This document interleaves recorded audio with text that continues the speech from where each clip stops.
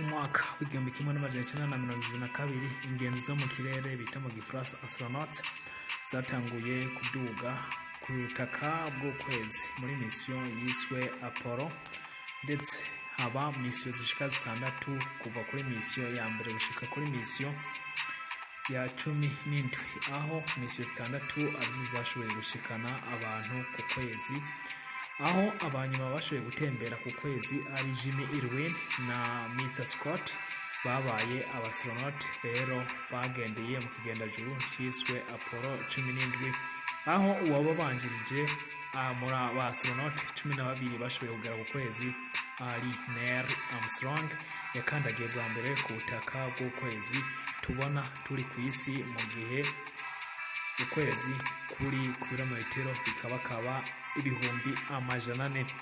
Gusa hari benshi bagiye bahakana ko leta zunze ubumwe za Amerika muri icyo gihe zitashoboye gushikana umuntu ku kwezi, ariko icyo sije tugiye kurandira ko tugiye kuganira ku kungene mu mwaka w'2024 iki gihugu kigiye kongera kurungika abantu ku butaka bw'ukwezi, ndetse kuri ubu abantu 4 bakaba ari bo bamaze kuba batogwa ngo baze bajanwe ku kwezi mu mwaka wa 2024. Umuntu arashobora kwibaza ati kubera iki leta zunze ubumwe za Amerika zongeye kuvyura ino ngingo yo kurungika abantu ku kwezi? Ni bya bintu byoba biriko birasumikira kongera kurungika abantu ku kwezi. Ese iyi mission yoyo izoba imeze gute? Ese izogenda gute? Uyu munsi ivyo tugiye kuganira. Ikaze mu makuru yacu, ndagusaba rero utaragira subscribe rero kubikora kugira ngo amakuru atandukanye uzoze urayaronkera ku gihe.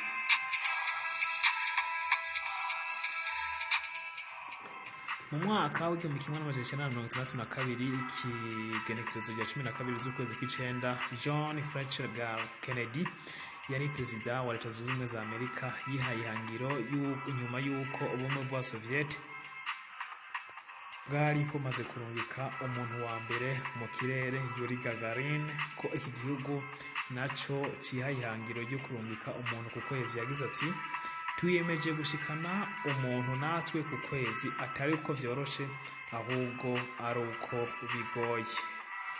Ayo majambo akaba yari yavugiye kuri kaminuza ya Rice isanzwe iri i Texas. Ibi yavuze vyashitswe ko mu mwaka w'igihumbi kimwe n'amajana icenda na mirongo itandatu n'icenda ubwo Neil Armstrong yashoboye kuduga ku kwezi ku ganekerezo rya 20 z'ukwezi kw'indwi umwaka w'igihumbi kimwe n'amajana icenda na mirongo itandatu n'icenda muri mission yiswe Apollo 11. Ibi vyagumye bibaho gushika mu mwaka w'igihumbi kimwe n'amajana icenda na mirongo irindwi na kabiri, aho abastronaute 12 ba leta zunze ubumwe za Amerika bakandagije ukuguru ku kwezi. Gusa inyuma y'umwaka byaje guhagarara kubera intambara ya Vietnam yatwaye uburyo bwinshi, ariko kandi kubera yuko ihangana ku kirere ryagiye rigabanuka hagati ya leta zunze ubumwe za Amerika ndetse n'igihugu c'Uburusiya, arico cyatanguye kurungika ikigendajuru ca mbere ku kwezi. Ikigendajuru ciswe Sputnik hari mu mwaka w'igihumbi kimwe n'amajana icenda na mirongo itanu n'indwi, ariko inyuma yaho leta zunze ubumwe za Amerika ndetse n'Uburusiya vyakomeje umugambi wo gukorera hamwe mu kirere, aho vyashinze International Space Station benshi bitwa ISS. Gusa kuva mu mwaka wa 2014 leta y'Ubushinwa yubatse ikigo ca Baikonauts, ndetse kiba ikigo cigenga cy'igihugu kimwe cyonyene, aho iki gihugu capanga ndetse no gushikana umuntu wa mbere ku kwezi, ndetse no gushikana umuntu wa mbere ku mubumbe wa Mars. Ibi ni bimwe mu bintu vyatereye ubwoba igihugu ca leta zunze ubumwe za Amerika, ndetse zipanga uburyo nabwo kino gihugu corungika umuntu ku kwezi. Ibi rero nizo zatumye mu 2018 Donald Trump azana iciyumviro c'uko leta zunze ubumwe za Amerika zokongera gushikana umuntu wa mbere ku kwezi mu mwaka w'ibihumbi 2024 ndetse no mu mwaka wa 2025. Hanyuma kino gihugu kikazorungika umuntu wa mbere, kandi zorungika umuntu wa mbere kuri Mars bitarenze umwaka wa 2020 2030. Uku kwongera gushikana umuntu ku kwezi, iyi mission bayihaye ikigo cyitwa NASA, bayita mission yitwa Artemi rero ku bantu bazi kahise cyari ikimana cyihasa cha Apollo twamaze kuvyumva yuko ariyo yashikanye umuntu wa mbere ku kwezi, ari mission yashikanye umuntu wa mbere ku kwezi ariyo Neil Armstrong. Mike Pence mu mwaka wa 2019 yemeje ko bitarenze mu mwaka wa 2024 iki gihugu cyategerezwa gushikana umuntu wa mbere ku kwezi. Ikigo cya Leta Zunze Ubumwe za Amerika rero NASA, National Aeronautic Space Agency, cyahawe iki gikorwa naco kitabaza ibindi bigo bikora ibintu by'ibigendajuru nka SpaceX cya Elon Musk ku gukora ikireruzi, hamwe na European Space Agency gukora aho abastronaut bazobasha kwicara. Ku igenekerezo rya 14 z'ukwezi kwa gatanu mwaka wa 2019, Jimmy Brandenstein arongoye NASA yemeje ko ubu iyi mission Artemis ishaka kugeza umugore wa mbere ku kwezi. Mwibuke ko kuva mu mwaka wa 1969 kugeza mu mwaka wa 1922 muri mission zitandatu za Apollo zakozwe, aho umuntu yashoboye gukandagiza ukuguru ku kwezi atamugabo n'umwe yarimo. Ahubwo mu mwaka wa 1978 akaba ariho hatanguye kujanwa abagabo kugira ngo abagore kugira bashobore kwimenyereza kuja no kurungikwa ku kwezi. Ku mwaka wa 2022 rero abagore bashika 75 nibo biteguye ngo bahonyoze ikirenge muco abagabo bateye, aho muri abo bagore harimo abagore batari bake hatibagiyemo uyu Kyla Ballon, Christian Eikoch, Nicole Mann, Jessica Mary, Anne Michael, Kate Robbins, Jessica Watkins na Stephen Wilson, hamwe n'abagabo bashika 9 mu batowe kugira ngo bazogerageze mission, harimo Laja Shari, Matthew Dominic, Victoria Grover, Jeremy Hassan, Lady Wiseman n'abandi. Kuyu wa gatatu z'ukwezi kwa kane mwaka wa 2023, kuyu wa mbere kigo cha NASA cyatangaje ko abastronauts biteguye kugenda muri mission ya Artemis. Ya kabiri ari aba bakurikira, ni ibirori byabereye i Arlington ni muri Leta Zunze Ubumwe za Amerika. Hariho Victoria Groven asanzwe ari umunyamerika mugafisa akabira ko bwirabura, azoba ajejwe gutwara ino mission pilot. Hakabaho Lady Wiseman umunyamerika azokomanda iyi mission. Hakabaho Jeremy Hansen umunyakanada umuspecialist. Hakabaho kandi Christian Koch umuspecialist nawe nyene. Akaba aribo bantu bane bitezwe kuzorongora ino mission ya Artemis mu mwaka 2024.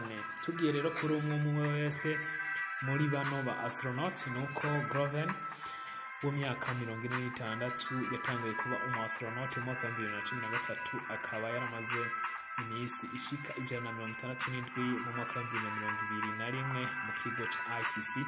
Akaba yavukiye i Pomona muri California. Ni nawe mwirabure azobashoboye kugera muri kino kintu, azoshika muri mission izoshika umuntu wa mbere abantu kwongera gushika ku kwezi.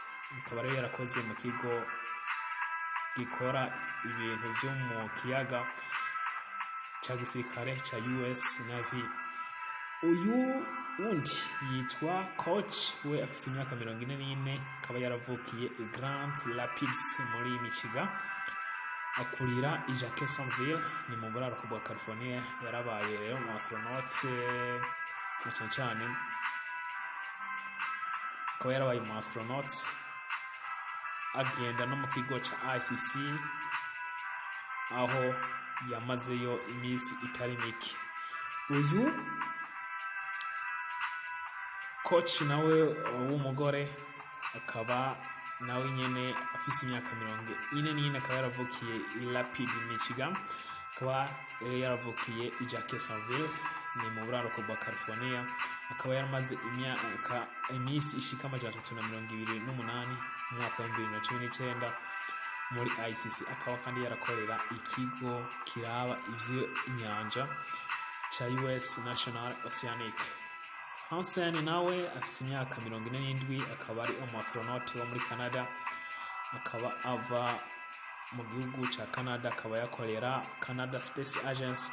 Akaba ari umukoloneli ndetse yaragwaniye Canada imyaka myinshi. Akaba yarakorera mu kigo cha Canada Space Agency. Mu mwaka wa 2022 kuwa 16 z'ukwezi kwa 11 niho Artemis ya mbere yagurutswa, gusa aha nta muntu yari ayirimwo. Ikaba yaragukirijwe i Florida mu kigo cha Kennedy Space Center. Akaba hagenzurwa uko ikireruzi cyari gishoboye kizoshobora gushitsa abantu ku kwezi kuri kino kigenda juru c'isi. Ino Artemis ya mbere rero ikaba yagitwaye n'ama cap satellite ashika 12. Mu mwaka wa 2024 hitezwe iyi Artemis ya kabiri ahizoba igenda ifisemwo n'abantu. Akaba bazozunguruka ku kwezi ariko akaba batazoshobora gushika ku butaka.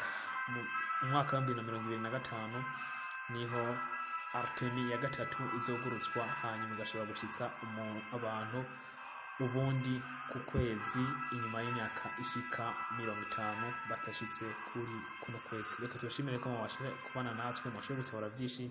Tuzogira ikindi kiganiro kigira kabiri kugira ngo mubashe gutabura cyane kungene ino mission izogenda. Tubashimire rero, subscribe, share, like, comment ku bantu mutarabikora.